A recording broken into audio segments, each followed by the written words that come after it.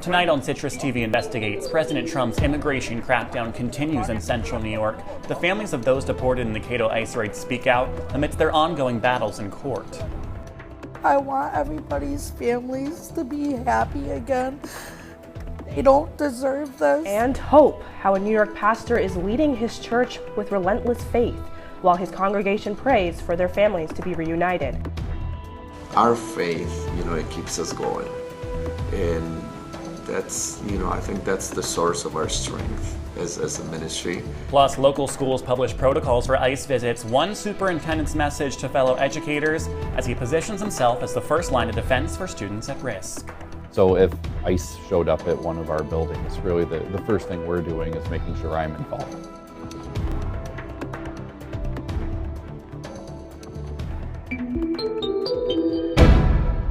President Donald Trump's campaign to deport immigrants without legal status is resulting in thousands of arrests throughout New York State. Welcome to CitrusTV Investigates. I'm Luke Welch. And I'm Anjana Dasam. President Trump's immigration czar Tom Homan says the administration is expecting to deport over 500,000 immigrants this year alone. According to Pew Research, that is the same number of people illegally crossing into the U.S. annually. 1 month ago, dozens of mass federal ICE agents raided a factory in Cato, New York, detaining nearly 60 nutrition bar confectioners workers. The government has released very little information about those involved, but through internal sources, we've determined that at least one had legal permission to work under a pending immigration case. Family members tell us workers taken into custody were kept from their lawyers. Now those families live in limbo, waiting for the day their loved ones return home. Our Caitlin Campbell tells us their story. A familiar cry is echoing across the nation. My husband back. In July of last year, President Donald Trump promised a large-scale deportation effort. All the innocent people that got taken. In upstate New York, that promise turned into reality. First at the North Harbor Dairy Farm in Adams, then 6 months later at Nutrition Bar Confectioners in Cato. And I told them, yes, I work here. And they said, you need to leave the premises immediately. This building is shut down for the day. And I started crying, and they immediately knew I was with somebody in there. And I told them my husband's in there. We have 2 children. For Fulton resident and Nutrition Bar Confectioners employee Elizabeth Ramirez, she was there during the raid. I went into an anxiety attack. I was very, very scared for everybody. They were just all over. Up to 50 officers from federal, state, and county agencies flanked the factory that morning. Like so many, the Ramirez family remains apart, waiting for answers. For a year and a half, all me and my kids want is just to have my husband back. I want my husband back. It was deemed by company owner Mark Schmidt that 57 people were detained in the raids. Many were held at the Oswego Border Patrol Station before being deported. Syracuse-based immigration attorney Jose Perez represents 6 of them. Well, I felt frustrated because as an attorney, we uphold the law. We try to follow the law. We try to help people following the law. And I think this administration is violating all type of laws, all type of regulations, all type of civil rights, human rights, constitutional rights. And I keep going and going and going. What were you seeing as the violations of the ICE agents? My client, the one that was removed to Guatemala, he had the working papers in the car that was only 20 meters away from the officers, and they didn't let him do that. They didn't let his wife, who was a United States citizen, who was also working there, to get the papers for them. Within 48 hours, his client was deported under what Perez calls expedited removal. Well, that would be expedited removal because he was removed in 48 hours without due process. But he was not subject to expedited removal. He was actually in an appeal that he should have been here for another year at least while the appeal was pending and adjudicated. But Elizabeth says it's what happened after his removal that was truly devastating. He was gone. He went from Oswego immigration to Batavia, then Texas to Guatemala. They didn't feed him, sleeping on hard floors. This is not no way for a human being to get treated. Perez says even routine check-ins with ICE or USCIS are becoming risky. Because the thing is, when you have an ICE check-in, which is a regular check-in that you were under a contract with them because they released you and they told you you have to show up yourself every 1 month, every month you have to do it. And they go now there to the appointment and they are detained. That, of course, is very frustrating for these individuals. Now, we have another set of people that go, for instance, to the USCIS appointments, and they have to have the biometrics taken or they have to have a picture taken. And they go to the appointment and now they are detained. And then we have other set of people that have court, like happened to me today. We have many people that were arrested in court because people are actually going to comply with their duty to go to the court, and then you're arresting them there. The Cato raid happened on September 4th, the first day of school. For Elizabeth's family, it's a day her kids will never forget. It was not easy. They come home to no dad, and it was their first day of school.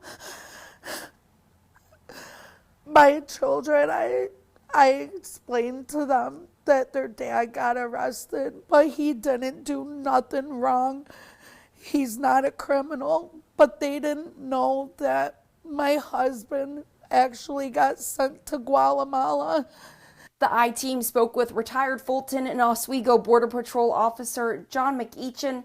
He says that there are many problems with counterfeit documents. If he's not a U.S. citizen, he has to show documents. It's usually a counterfeit green card and a counterfeit Social Security card. Right. But the employer isn't required to verify it.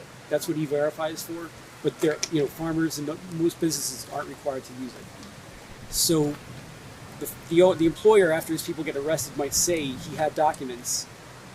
We don't really tell them that they were counterfeit. McEachin says that for these raids to take place, Border Patrol must have probable cause. They've already done their homework. Okay. There's a thing called an I-9 inspection. Mm-hmm. I don't know if they did one for this one, but I can't imagine they didn't. Where they review all the I-9s for every worker. Mm-hmm. They see who's legit and who's not. So they wouldn't have bothered. I can't imagine they would have wasted the resources to go there if they didn't already know what they were going to find. For now, Elizabeth says she hopes to remain strong for her kids and her husband. He's been seeing the kids and stuff on video chat. But my son turned around and looked at me and says, "It's nice to see Daddy, but I want my real daddy here with me." A dad, they say, makes the family feel as one. Caitlin Campbell, CitrusTV Investigates.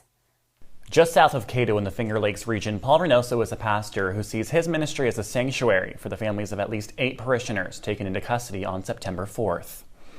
In some cases, the mom was taken, but the dad is, it's with the kids, and they still come to church, and I see them, pouring out their hearts, in the altar and just praying, for an intervention, divine intervention, or for a miracle. Families are separated, and the kids are, I think, the ones who are taken the hardest. This cannot last forever. I think don't lose hope. Don't lose hope, because I think better days are ahead of us. While faith leaders like Reynoso offer hope, parents tell us the fear of losing their children never goes away.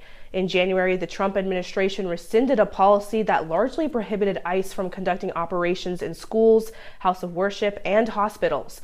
The administration says there is no evidence of ICE arresting students from schools, but families remain on alert.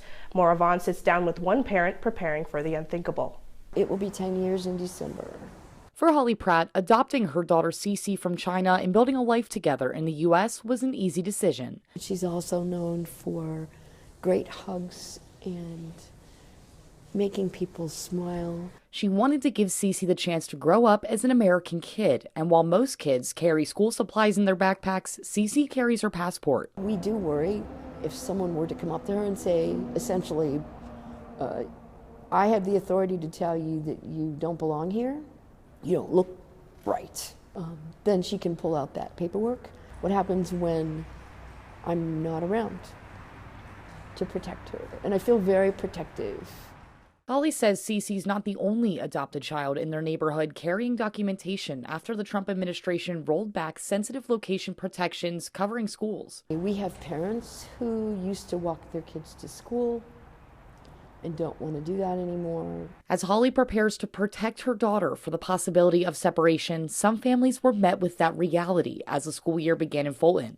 An ICE raid on September 4th detaining workers inside a protein bar factory. Was the last thing that would have been on my mind on the first day of school. Doug Lawrence is the superintendent of the Fulton City School District, where several families experienced the separation.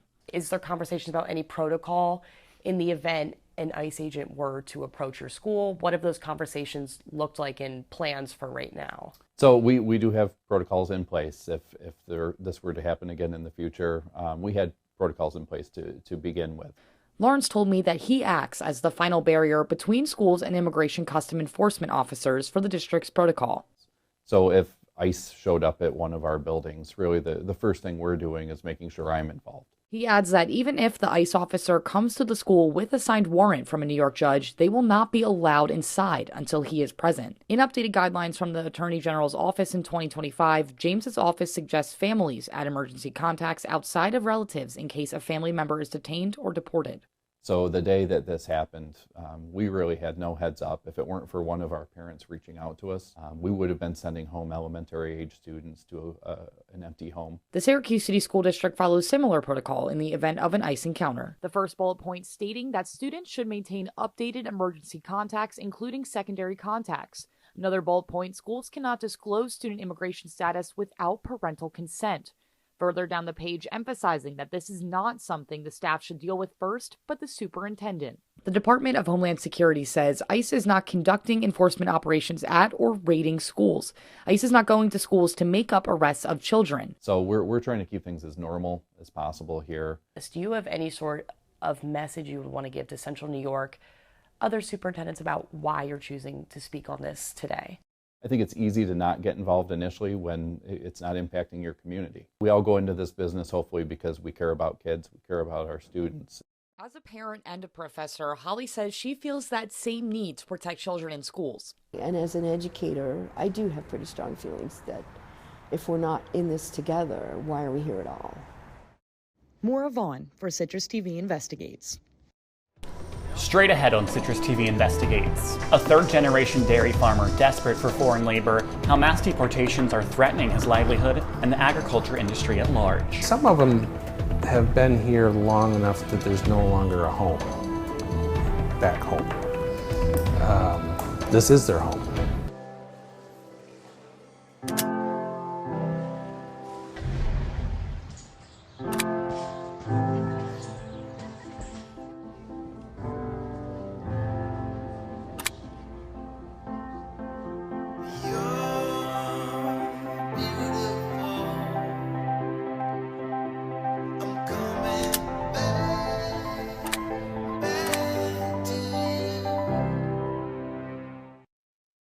Hey, look, it's those guys.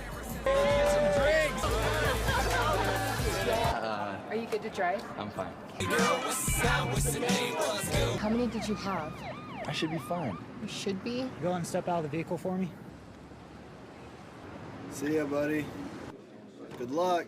So turns out, buzz driving and drunk driving, they're the same thing, and it costs around $10,000. So not worth it.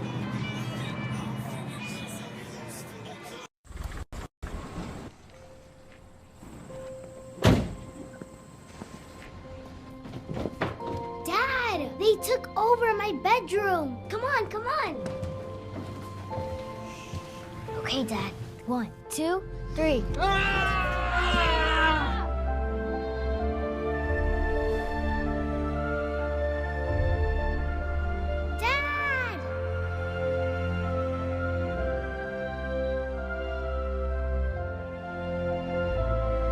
You saved me. Dad? Are you okay? I'm fine, dear.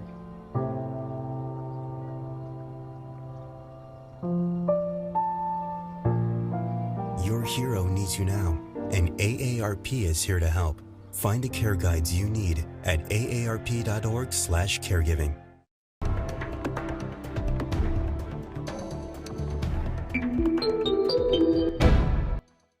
Welcome back to Citrus TV Investigates. New York State is home to nearly 1.5 million cattle, more than the total population of upstate New York. But no visa is available for year-round workers to support the state's largest agricultural industry, dairy. Instead, some farmers build their workforces in ways that push the limits of federal law. The Trump administration says it's delivering relief by slashing regulations, ending unfair trade practices, and lowering energy prices. But our Jackson Breslin reports on why those measures may not be enough to keep the industry afloat. If there's one constant in Paul Fout's life, it's his farm. I've always been around cows. There's a picture of me in a little bassinet and a bulk tank, so I've always been around cows. I don't ever remember a day where I didn't think about them. Paul is the third-generation owner of Fout's farm. His great-grandfather started the dairy farm in 1937. Nearly a century later, the Fouts and farms like theirs are seeing enormous changes to the dairy industry. When I was in high school, around 1990, I had to make a decision what foreign language do I take in school. It was required for school. And I thought, wow, we're close to Montreal, I should take French. I should have taken Spanish. Almost 70% of agricultural workers in the United States are foreign-born. About half of them are here illegally. These jobs where you are working with your hands, you're filthy when you get done, you have to go take a shower as soon as you get home. Our society has shoved those jobs down to the point where they're so undesirable nobody wants them. Fouts employs 5 foreign-born workers. He says the need for labor trumps his suspicions about the legitimacy of their documents. When you're desperate for help, you ask the least amount of questions possible.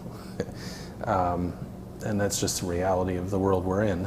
On a farm in western New York, one migrant worker says life back in Mexico forced him to come to the States illegally. Mi vida en México como era difícil, como económicamente, y mi mamá y mis hermanos dependían de mí. Mi hermano mayor estaba enfermo y yo como quería como algún día poder pagar como su tratamiento para poderlo como bien de salud. After getting caught and deported, he tried again. Now, he's built a life here and says he's scared it could be taken away in an instant. Como tal vez si yo estuviera como solo, que no tuviera familia, tal vez como diría, bueno, como pues si me atrapan y me mandan para mi país, pues voy con mi familia, ¿verdad? Pero ahora tengo mi esposa y mis hijos, entonces como no cambiaría solamente mi vida, sino cambiaría la vida de mi familia aquí y la de mi familia en México. It's a life filled with fear and without an easy fix. Trabajamos, pagamos impuestos, tenemos familia, no hacemos nada malo para el país, contribuimos en la economía, ¿verdad? Pero el sistema lo hace muy difícil y muy imposible como para una persona como yo. We have to take care of our farmers and hotels and various places where they need the people. So a farmer will come in with a letter concerning certain people saying they're great, they're working hard. We're going to slow it down a little bit for them, and then we're going to ultimately bring them back. They'll go out, they're going to come back as legal workers. President Trump has floated multiple ideas for how to protect farmers while enforcing his immigration policies. Still, uncertainty of a raid looms over Fout's farm and its future. Is there fear among farmers in central New York, farmers like yourself, that your farm could be next? Oh, yeah. But I mean, it's probably more pronounced now with the Trump administration, but the fear has always been there. I'm the third generation. My daughter is here as the fourth generation. We would lose it all. So, I mean, yeah, is there fear? Yeah. The fear is real and it's here, and that's what we live with every day. Fout's fear comes from what he sees as the government's inability to work together on making a better immigration system. It just comes down to our Congress has failed us. We've been begging them, literally begging them, for 30, 40, maybe even 50 years. We need a system that allows us to draw from other countries for labor.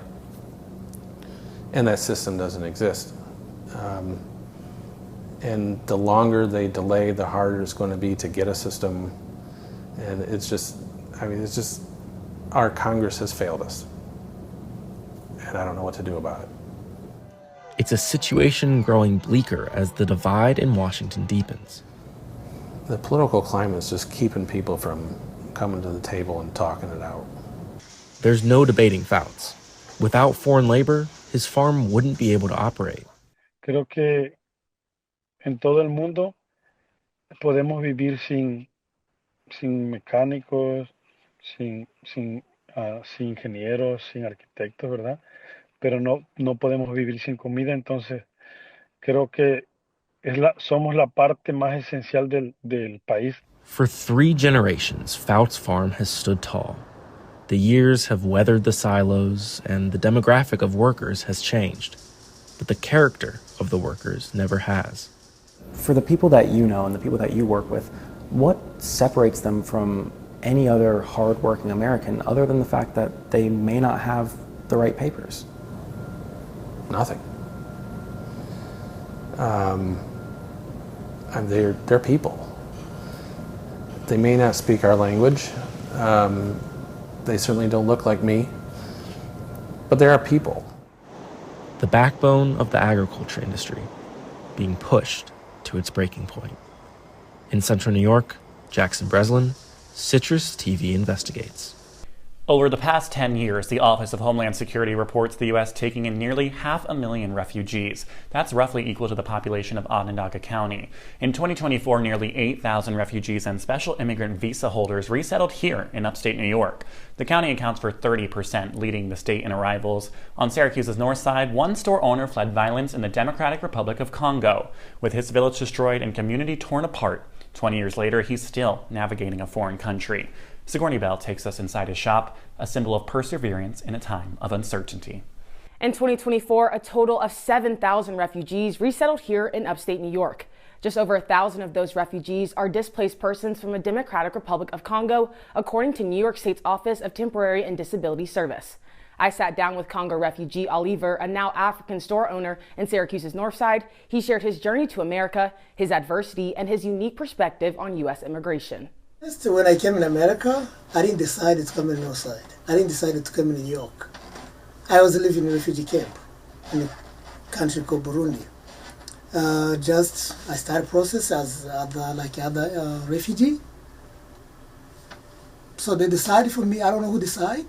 It was a rough transition from the Congo to Syracuse, but Oliver was determined. He had plans of making his life in America his own. First of all, it was hard to find a job. 2008, if you're not speaking English, every time you go to interview, they ask you, they speak English. If you say no, you lose the opportunity. I started learning English from A, B, C. Even now, I'm still learning, but that time was tough. So until I found a job, it was not easy. It was not a good job the first time. The first job when I started job was construction. I started with housing division as a cleaner. And for that hard job, I started thinking myself, this is going to be my destiny. Do I have to stay like this forever? I said no. I have to do this, but what's going to be? How can I push from this to other side? Though already looking to the future, Oliver mourns his home country of Congo that's been riddled with war and violence dating back to 1996. According to Norwegian's Refugee Council, over 7 million Congolese people have been displaced as of 2024. We lost 300 villages. We lost more than 500 cows. We lost churches, school, hospital. The kids did not go to school because of the war going on. So we have a government which is led by Tshisekedi.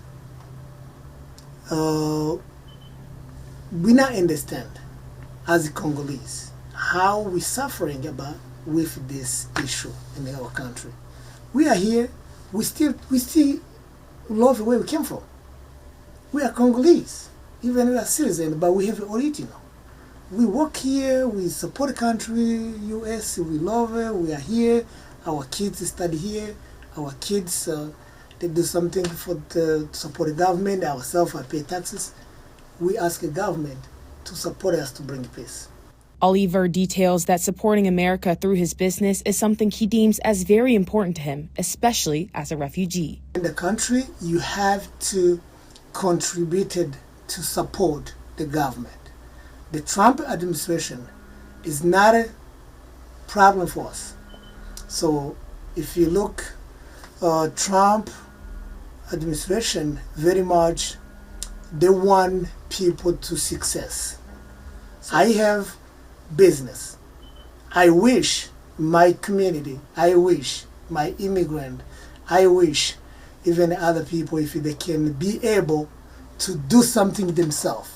And when asked if ICE raids were a worry for him, Oliver explained, think about even back in my country. If you live with someone who do not have legal document, what do you think about that? Everybody will need to get document, to be able to do something we can do. Alongside him in the north side, other Congolese refugees making new opportunities for themselves here in America. We have a huge community, and we work hard to support this government. We love this city, we love America, but we still need help for our country. My fellow immigrant, my fellow refugee, we can do much what other people think. Because the people think if you are a refugee, maybe you are there. You can raise by yourself. Government is there, is here to support you. If you want do business, it's possible. Nothing is not possible as long as you decide, as long as you have a dream. One man, one store, and a bigger mission. Reporting for CitrusTV Investigates, I'm Sigourney Bell. Coming up on CitrusTV Investigates, a Syracuse University international student breaking her silence and the plea she's making to campus administration. At the end, we're just people, and we come here for a dream. We come here to get an education, to get a better future. Got pre-diabetes, but with more exercise and a change in diet, it can be reversed. I've tried exercising. It just makes me hungry for bacon. I love bacon too. And who really likes to exercise? Not me. Me neither. Nobody. So we're good? What? Oh, you still have pre-diabetes. Big time.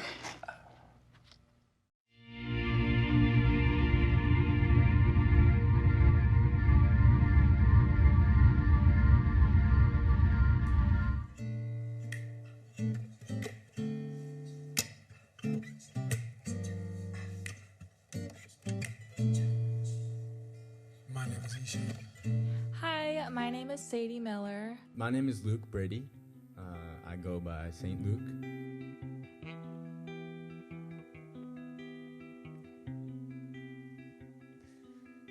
So this one I started with this guitar lick.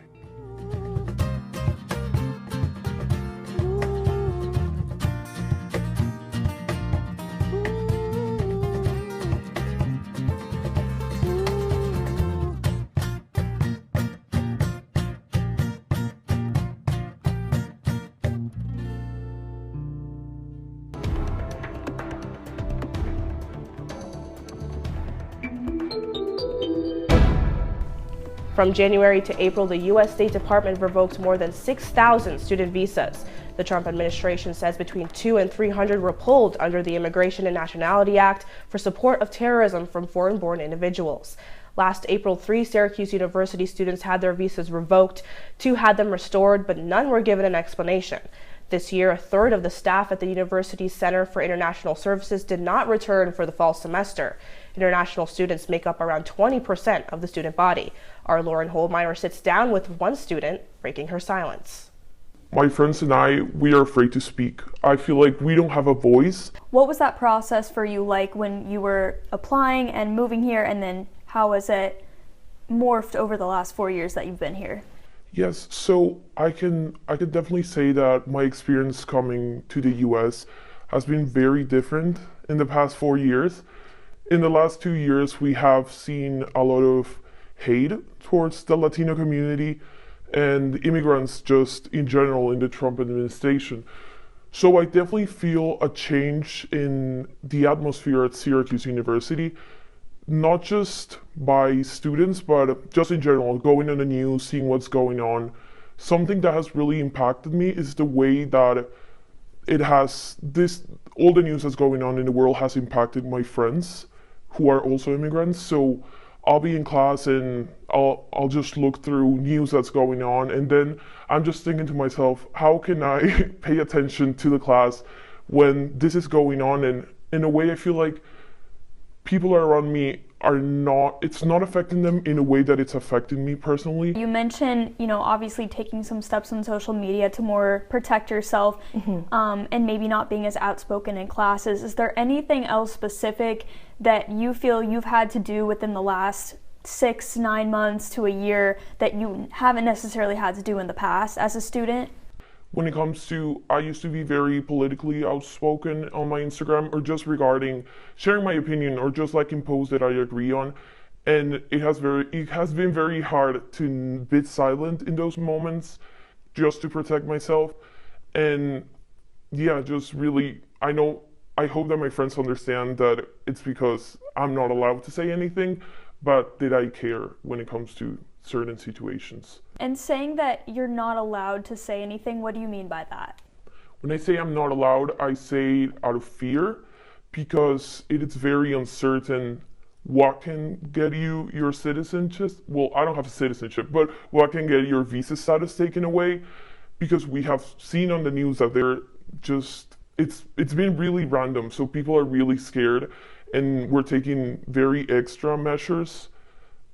So yeah, just to be like, because we never know. I feel like we cannot express what we're feeling because we don't feel protected. So with recently the university taking such programs like the DI program, it just sends the message that maybe we don't feel like we are the priority at Syracuse University, and in a way we don't feel very protected. Do you ever wish that you didn't come to the United States for school? It's a great question, because I love Syracuse University.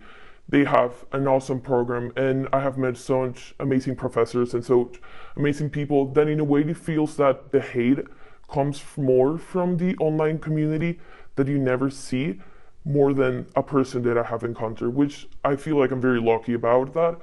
But maybe no, because I do like this university. I do like the people I have met, the experiences, and all the classes. Honestly, they have inspired me so much to keep going. If you could send one message to the university right now about what you're going through, what your peers are going through, what would that message be? That the university needs to stand behind us and really step foot on what's going on and really settle their opinions so we feel heard and we feel seen. It's actually been really difficult since January with the new federal government because they have really changed the rules and the process of how visas are given. And, I'm also the grad program director, so I recruit students, I process their applications, and, work with them through the entire process. And I can tell you personally that we had a grad student from Nigeria this year who had applied last year, and but she was not able to get all the financial paperwork done, so she deferred her admission, and she was going to come this year. Everything was all set. And then when she went for her interview at the embassy in Nigeria, her visa was denied because Nigeria is on a list of countries where the current government does not want students from. So it is, it's frustrating for her, it's frustrating for us because she was one of our top students. Do you have any advice that you would give to prospective international students who want to come here to study but are worried about federal regulations right now? it's really a difficult time for somebody like me who came as an international grad student, but now I have been an American citizen since 1996. Okay, so it's nearly 30 years that I've had my passport and all that. But somebody like me, I'm scared because I'm a prime target, right? I'm a brown person. I'm an immigrant. I'm a foreigner. I work in higher ed. I don't go to rallies anymore. In the first term, I was there. I was not worried about my own personal safety, right? I was worried about other people.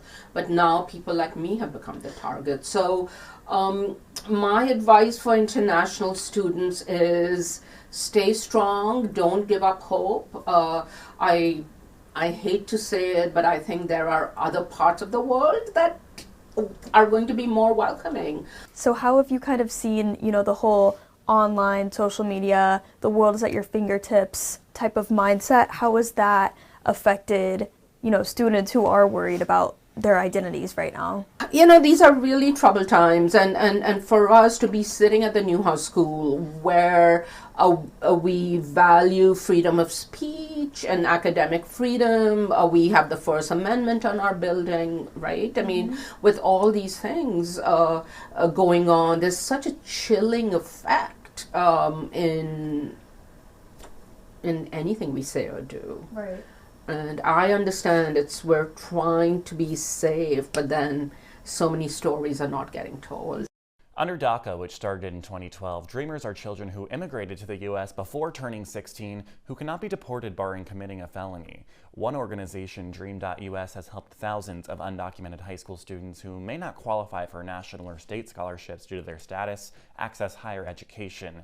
Joining me in studio now is co-founder of the Dream.us, chairman of Graham Holdings, and former chairman of the Washington Post, Don Graham. Don, thanks for joining us.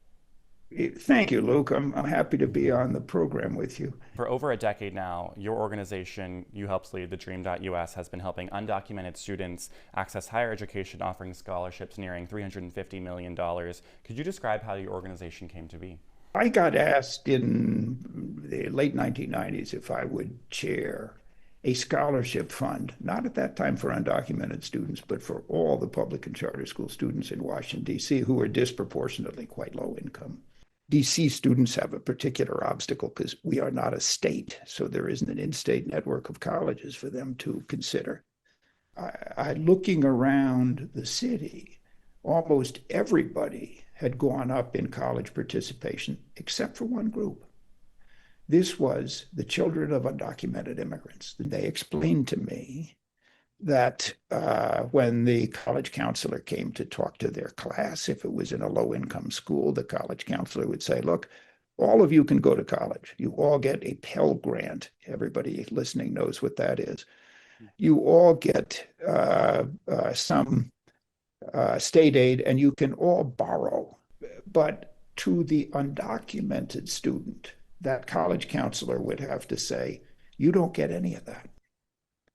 You do not get Pell Grant. You do not get $1 of federal aid, and you can't borrow money from anyone, from the federal government, and there's no other place to borrow money. So these students were being told, in effect, you can't go to college no matter what you do. That struck me as cruel. That struck me as wrong. Kind of in a time where the current federal administration is enacting these mass deportations, even off of college campuses like Syracuse University, how would you best suggest to these dreamers to apply for higher education and utilize the scholarships that you offer when there is such political discourse right now? Well, obviously, when President Trump was elected, we did not know what effect that would have on the desire of undocumented students to go to college. In the fall of 24, he was elected the first week in November, and that's when our scholarship round opens. That's the first day you can apply for our scholarship is November 1. And we paused to see what would happen. You can apply up until March 1. So everybody who applied knew that Donald Trump was going to be president and knew what his immigration policy was. We had more applicants for the class entering in 2024 than we did the year before. So the desire for college is still there. Is there an element of fear in the minds of these students? Yes. The number one major of our students is nursing. We're moving heaven and earth to get more nurses in this country. If you have the bad luck to have to go to a hospital, you'll probably meet nurses who've come from other countries and are paid quite a bit of money. They want to be teachers, they want to be nurses, they want to be beginning business people, they want to help their families, and they want to help the community. I understand the sentiments of people who are anti-immigration. I'm not an immigration expert. I'm not a lawyer. I don't have an immigration program to sell to anyone. The students we are helping to go to college are very able, very motivated, and very eager to help without hurting anyone. We are our law enforcement people are in a phase now. Some of them are saying indiscriminately, we want to deport anyone who came to this country illegally. I think that may turn out to be as big a mistake as Biden opening the border totally. I think there's an awful lot of people who know one undocumented immigrant or more and say it would be a mistake to deport that person. And I think we may arrive at a different policy before long. I hope we do, and I hope part of it is giving these students an opportunity to go to college, the opportunity they should have had all along. Don Graham, I want to thank you so much for joining us. Coming up on CitrusTV Investigates, Syracuse reevaluates its contract with tech giant Flock Safety as federal agents are accessing local driver data. Where and who these cameras are watching ahead.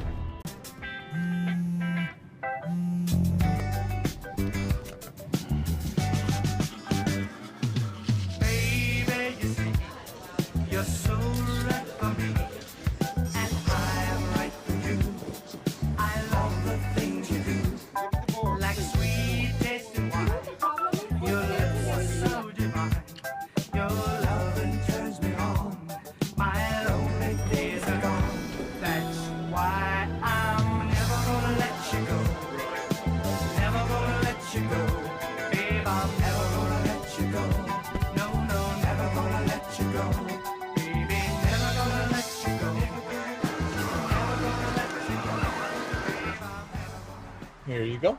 Thank you. Thank you.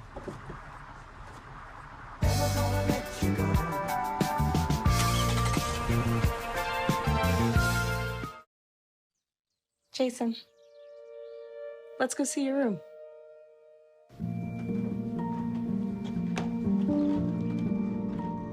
What do you think?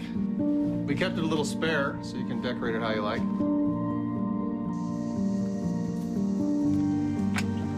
Dinner! Go. Excellent. Suckers. Yeah, I saw you guys out there.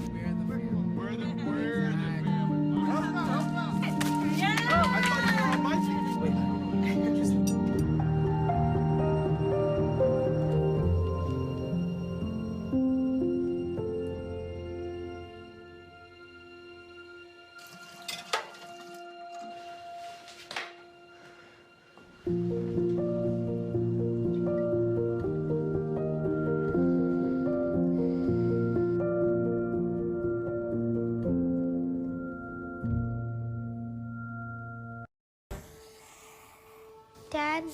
Just 1 minute, okay? Hey, Bobo, do trees tell each other stories?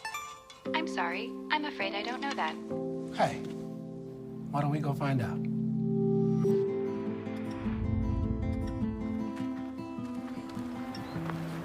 Listen. Do clouds take naps? I couldn't tell you.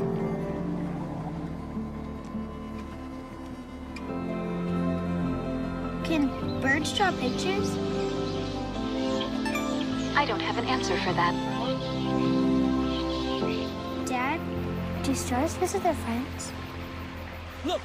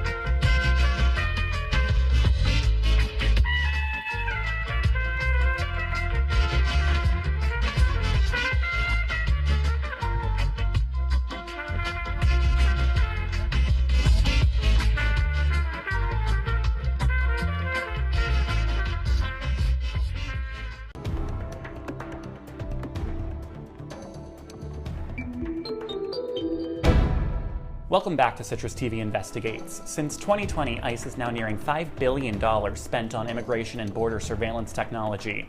Though it's a small percent of the federal budget over the past 5 years, it's the equivalent of sending every New Yorker a $250 check.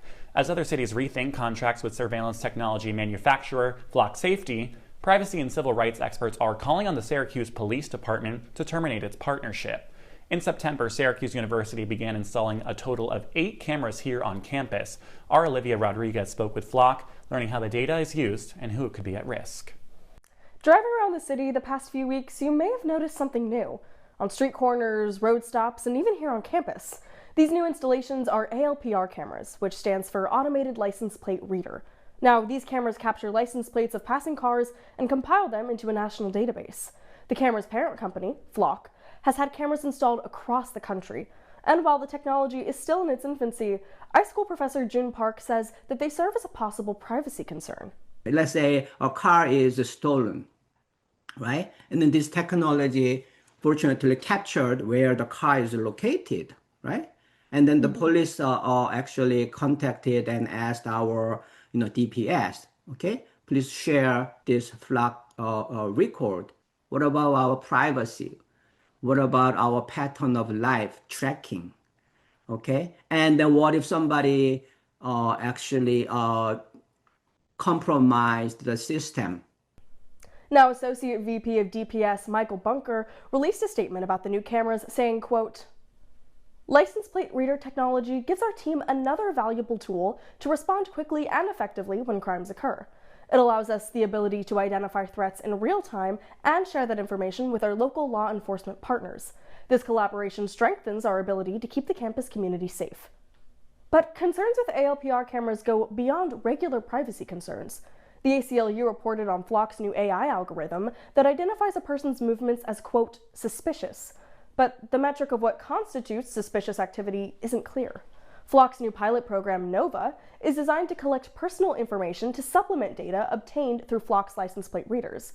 And for Professor Park, this sets a dangerous precedent because technology is not infallible. It's really not just about license plate. It's actually more than that. If you go to the database, it should have some personal information there, right? The owner, registration, car, model, year, color, some special, kind of accessories, tuning information and that. And it could be linked to your question, immigration status. This is technology, just like biometrics. Technology always has some kind of vulnerability. Now, while the official locations of the readers haven't been disclosed, 2 of the readers have been confirmed on Waverly Avenue between Krause and Walnut Avenues. And while Flock has suspended ICE's access to its system, agencies can issue a subpoena to Flock or SU to obtain Syracuse drivers' data.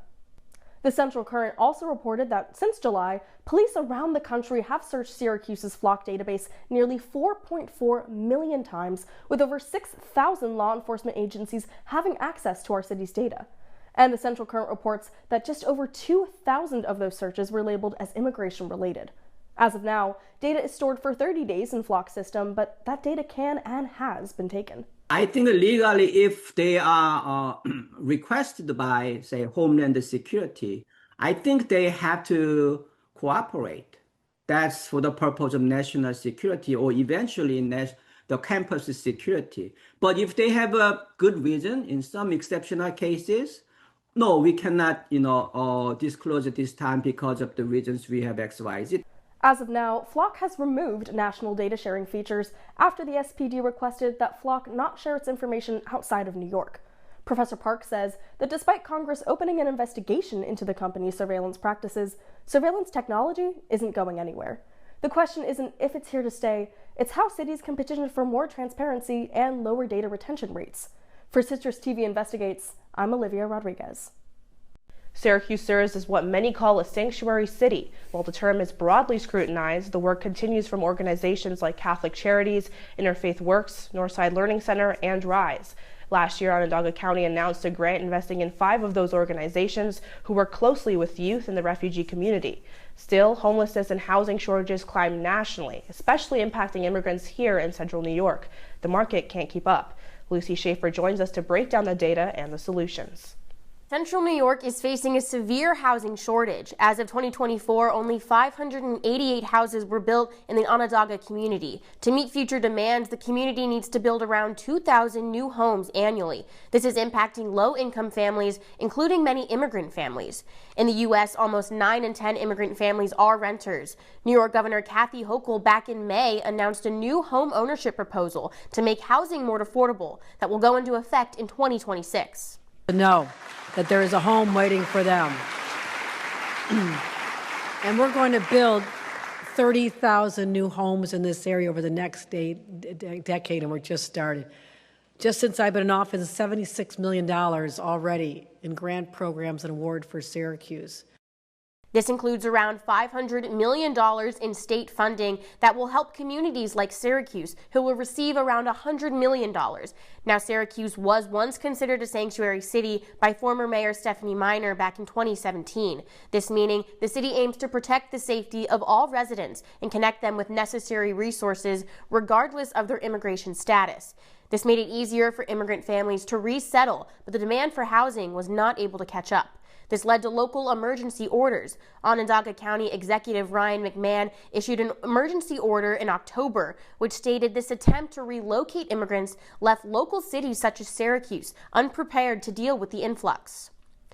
New York City has repeatedly failed and refused to adequately address the needs of its homeless population and has decided by its actions and inactions to abdicate its duties and responsibilities to certain of those homeless persons having a particular nationality or immigration status through a government program to rid itself of the problems associated with such persons residing in the city. Onondaga County's median sales price is $295,000, which is an over 10% increase from 2024, according to the New York State Association of Realtors. Casey Weissman, the director of the housing clinic at Syracuse University College of Law, says this can also be deeply rooted in stricter immigration rules.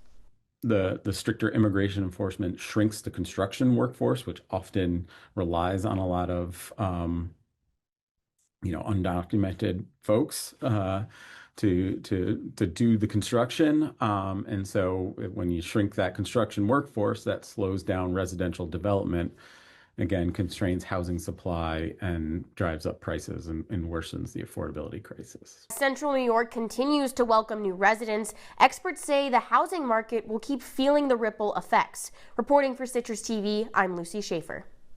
2 employees of SUNY Upstate Medical Center were taken into custody by ICE officers before entering the courtroom to finalize their legal status in late October. The largest higher education union in the United States, United University Professions, says both men fled Cuba seeking asylum in the U.S. They are being held at the Buffalo Federal Detention Facility in Batavia, awaiting their hearings. I sat down with UUP President Mindy Heath to discuss how the union is responding and what comes next. What kind of went through your mind when you heard this news? I was at a luncheon for our retirees and speaking about the day-to-day issues that we were facing, talking about the ongoing efforts to support ESF, and got a text that this had occurred and felt instantly sick to my stomach, just shocked that it had hit so close to home. And I think we have been hearing about it happening locally in other places, the raids in Cato, the parents that had been taken in Saratoga Springs, and to have it happen to one of us and in our union and 2 of us at our hospital, and to feel that it was a strong sense of we have to act. There's something we can do, we have to do something. So you've just lost 2 important employees. What's the environment like at Upstate right now? I think there's a bit of fear among employees because we have a lot of employees that are here from other countries on work visas, and they're all New York State employees, right? They're all vetted through processes by the university that's outside of, you know, my arena, but there's a lot of paperwork when someone comes to work for New York State, and it's still created, again, that level of fear among people here doing the right thing. I do find that the amount of support that we've seen, the number of people who have reached out asking what can I do, how can I help, it's been a massive outpouring of support. I think that most people are good, and most people that we work with are really good. And no one is certain about what to do, but everybody wants to do something to help. How would you kind of describe them as healthcare workers or simply just as people? So I didn't personally know them before starting on this journey to help them, but every individual that I've spoken to that does know them, either personally or professionally, has relayed what wonderful people they are.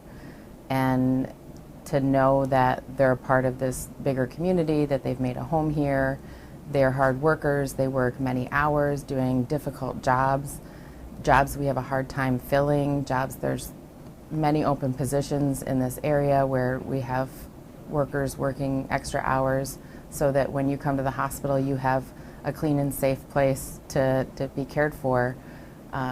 To take people who are doing everything right, working hard, and being upstanding members of the community it's gut-wrenching. We've seen that the Trump administration saying that they want to get rid of criminals, like you're saying, to get rid of the unsafe people, but these are two healthcare workers who are actually looking to take care of people. As a union, what are your next steps? Right now, I think we're focused on supporting these individuals and their families as best we can. Our focus is on providing as much coverage and getting as much information out there as we can over the next several days in order to ensure that they have the greatest amount of support, their story is heard, that it's understood that they are important members of our community, that they have community ties, they are good people doing good things, and hope that that makes a difference in their hearings that are coming up on the 12th and the 17th. So we're navigating uncharted waters right now and trying to determine what can we do, what should we do, and how is it best to help. What is something that you would tell the Trump administration right now? Do you realize that's not what you're doing? Do you realize that what you're doing is making us less safe? And if the goal is to have people immigrate legally, do you realize that what you're doing is resulting in people seeking immigration outside the legal process? Because when those who are going about it in the right way are getting picked up, detained, and deported, you're driving people outside of that legal process. Personally, that's what I would say. That's all for this edition of Citrus TV Investigates. Don't forget, follow us on X and Instagram at CitrusTV News. Now for the entire Citrus TV News team, I'm Luke Welch. And I'm Anjana Dasam. Have a great night, Syracuse.